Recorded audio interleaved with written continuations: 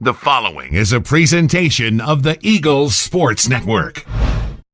This is the Eagles Sports Network. On the voice of the Eagles, Adam Cavalier, alongside Carson-Newman head men's basketball coach Chuck Benson. Chuck's season finally here, and for a third consecutive year, you open up with a conference challenge, SAC versus Conference Carolinas. Third straight year, you start out with Lee's McRae, followed by King.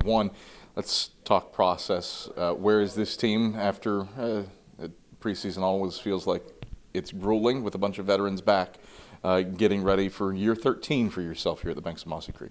I've loved our approach. Our veteran guys have done a really good job, and we don't have many new guys, but our vets have done a really good job setting the bar, so to speak, and have been great examples and great leaders, and we've all enjoyed the process. Like you said, it takes a while, lasts a while, but it's been good. And we go into this first game and this first weekend with one thought on mind, and that is to put our best foot forward and start that journey, that playing journey, to see what we're about.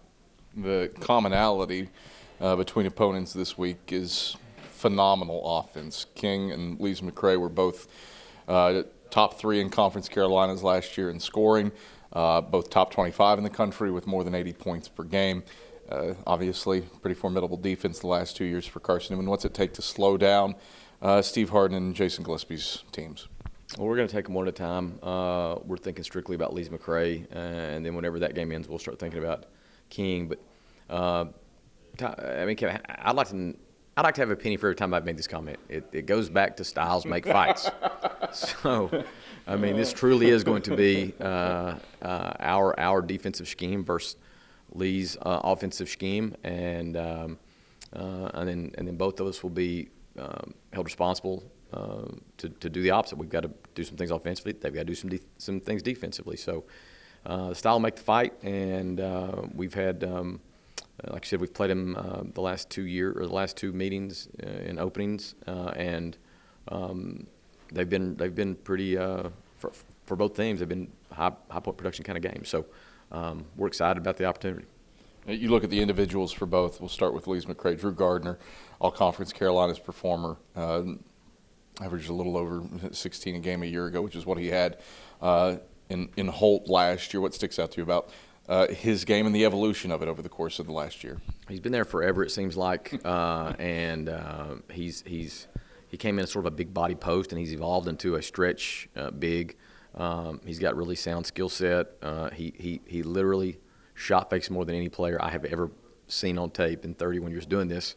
So that can be a little bit of a challenge because he does it so much that he'll get you at some point or another to bite. But he's a really good player, and definitely sort of, in my mind so far, the guy that I know that Coach Harden's going to be relying on to sort of set the tone offensively. You go the other way for King with another All-Conference Carolinas performer, Michael Mays. Had 21 against you in Holt, buried 4 threes, and one of the premier shooters in the country. Well, he's an elite shooter, but he's also an elite scorer, and he definitely leads them. I think he averaged 18 a game last year for them, and he sort of – he walks in, and if you're foolish, you take him for granted because he's a small guard, but he's jet quick. He does a great job getting separation, finding shots. He makes tough shots. That's a credit to the confidence and the freedom that Coach Gillespie has provided Mays. So we know both games have got their own sort of individual pieces and individual players, but we're focused on one thing, and that's Friday afternoon against Lee's and Coach Harden's group, and making the most of this very, very first step in this year's journey. You look at the first steps. You do it with a largely veteran group. Yes, you do have to replace 2 1,000-point scorers in.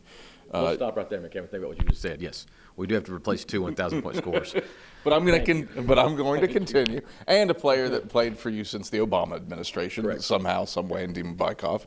But you lose Trip Davies, you lose E.J. Bush. However, it feels like the stage has been set for players, Nick Brennigan, John Zhao, Tyler Bowens, Joshua Butts, to grow and develop now that some flowers have been pulled and set aside on the mantle in your house, so to speak. What have you seen from those guys?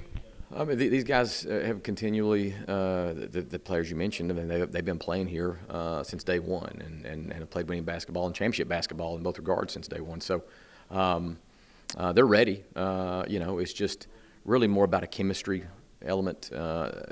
We have a lot of balance in scoring, but still, at the end of the day, I think all of our guys knew that Tripp and EJ were two guys that were going to take and aggressively search and hunt for shots. Not saying that other guys didn't, but we're gonna have to sort of see what this new post Tripp EJ Dima era will be like, and it may take us a bit to find that chemistry and find our footing, but we've known that and are prepared for that, and that's when we put all of our focus back on the thing that we want to be our primary identifier, and that's our defense and our toughness when it comes to the defense side of the ball, and let the offense come whenever it comes. All right, Chuck, pleasure as always. Good luck this weekend against the Bobcats Friday and the Tornadoes Saturday. Thanks, Cap.